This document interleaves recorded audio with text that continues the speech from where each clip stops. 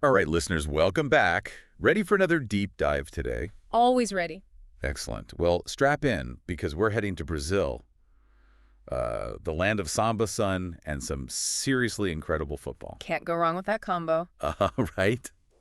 We're focusing on a player named Kerlon and his now legendary move, the seal dribble. Kerlon. Yeah. The name might not ring a bell for everyone, but the move. Well, let's just say it's one of those you see it and you never forget it. It's like watching magic on the pitch. Yeah. I mean, picturing this guy running with the ball balanced on his forehead, weaving through defenders like they're standing still. It's mesmerizing, isn't it? You almost expect him to break out in a dance move right there on the field. Right. And the thing is, he wasn't just some showman. This wasn't just about flair. He was winning with it. Like tearing up youth tournaments. Imagine that. Oh, yeah. In 2005, he led Brazil to victory in the South American Under-17 Championship. Dominated the whole thing and was named best player. And he was, what, like 16, 17 years old? Something like that, yeah. So clearly this wasn't just a gimmick. It was effective. Oh, absolutely. And that's where understanding Brazilian football culture comes in. It's about more than just winning. It's about expressing yourself, that individual artistry, that joy in the game. You see it in players like Ronaldinho, Neymar. Kerlon, he just took it to another level, right? I mean, the seal dribble, it was both skillful and spectacular. Oh, for sure. Yeah. But I've heard there was a flip side to all this too, right? Something about how it wasn't always well received. Yeah, there's a tension there. For many, especially defenders, it was seen as showboating. Disrespectful, even.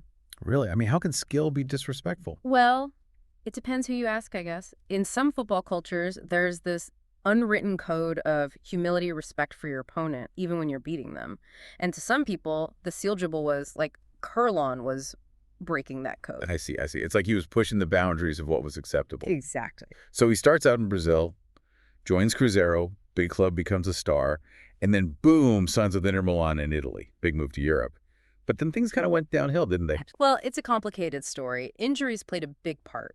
Kerlon suffered persistent knee problems, which, is a nightmare for any athlete, especially someone relying on agility and quick movements. Yeah. Those injuries kept him off the pitch for big chunks of his time at Inter Milan. Really limited his playing time. Oh, man, that's rough. Yeah. It makes you wonder what could have been. Like, what if he'd stayed healthy? Right. What if he'd had the chance to fully adapt to European football? Yeah. Could he have achieved the same level of success he had in Brazil? It's tough to say.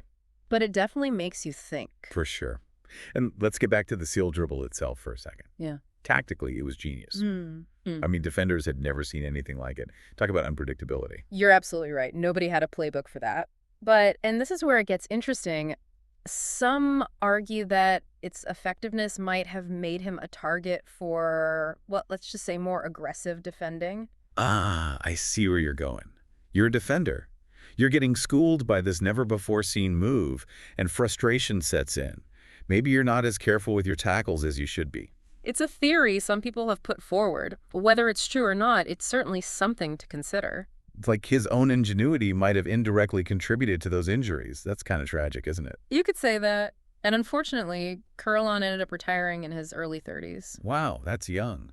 A reminder of how short and unpredictable a career in professional sports can be. Definitely. Well, it's a shame his career was cut short, but even though he's not playing anymore, the seal dribble lives on, doesn't it? Absolutely. It's become this iconic symbol of creativity and just the sheer joy of the game. Kerlon's story, it forces us to think about that balance, right? The balance between skill and showmanship, between tradition and innovation. It's a conversation that goes way beyond football, too, don't you think? It's relevant to any field, really. Yeah, I think you're right. So that leaves me thinking, like, if you could invent a new move, a game-changing technique in your own field, what would it be? And what would you be willing to risk to bring it to the world? That's a great question to think about. It is, isn't it? And on that note, I think we'll wrap up our deep dive for today. Thanks for listening, everybody. Until next time. Always a pleasure. Cheers.